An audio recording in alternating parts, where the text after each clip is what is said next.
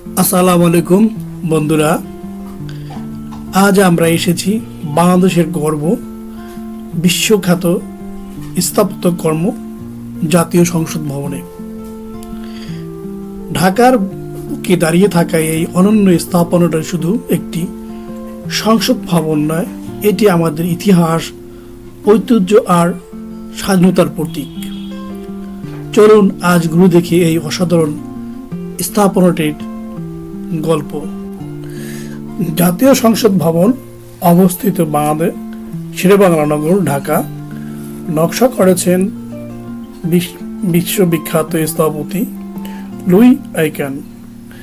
এটার নির্মাণ শুরু হয় 1961 সালে এবং সম্পূর্ণ হয় 1982 সালে। এটি পৃথিবীর অন্যতম বৃহৎ আইকন সভা ভবন। এটি বিশাল জ্যামিতিক নকশা, প্রাকৃতিক আলো ও বাতাসের চমৎকার ব্যবহার। ভবনের চারপাশে সুন্দর লেক, সবুজ প্রাঙ্গণ।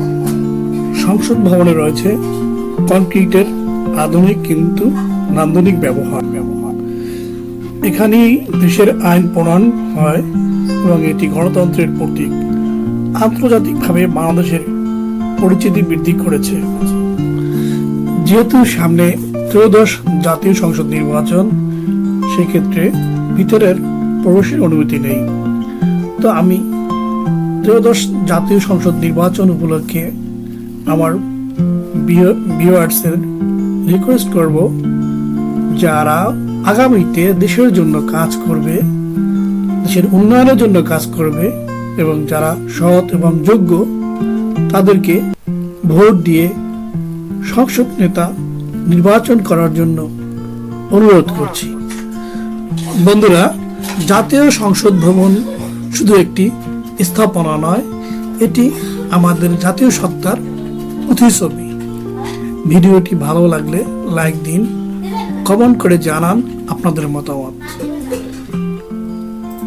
আর এমন আরো ভ্রমণ ইতিহাস ভিত্তিক ভিডিও পেতে চ্যানেলটি সাবস্ক্রাইব করুন। আল্লাহ হাফেজ।